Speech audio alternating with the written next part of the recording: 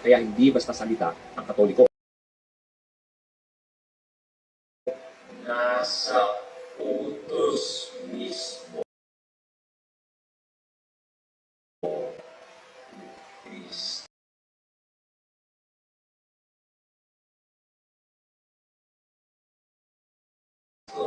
ang pangalang Felix Manalo ay wala rin sa Biblia.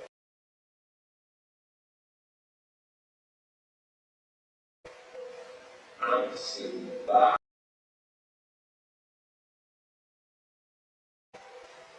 ay ang patunay na hindi nagsisinungaling si Jesus. Bago tayo nagsimula, marahil ay narinig mo na ito. Ang salitang Katoliko ay wala sa Biblia.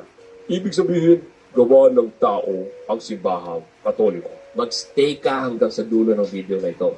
Dahil ang sagot ko dito ay bibiyak ng utak mo. At pagkatapos mo itong marinig,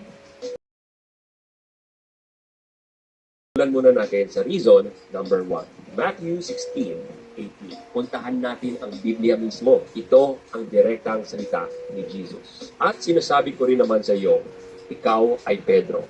At sa ibabaw ng batong ito ay itatayo ko ang aking iglesia.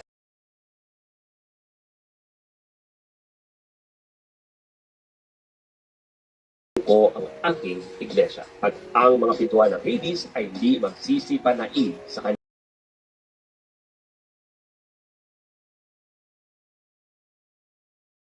Teka, basahin nating mabuti ito. Sabi ni Jesus, itatayo ko ang aking iglesia. At hindi niya sinabi na mawawala ito kagad pagkatatag niya dito. Hindi rin niya sinabing i-restore natin pagkalipas ng 1,900 years. Kaya ngayon, ang tanong ko sa INC, JW at Born Again, kung nawala ang tunay na iglesia at kailangan pang itong i-restore, ibig ba sabihin nagsisinungaling si Jesus? Di ba sinabi niya na ang mga pintuan ng Hades ay hindi magsisipanaig sa kanya? Kung nagwagi ang kadiliman sa loob ng 1,900 years,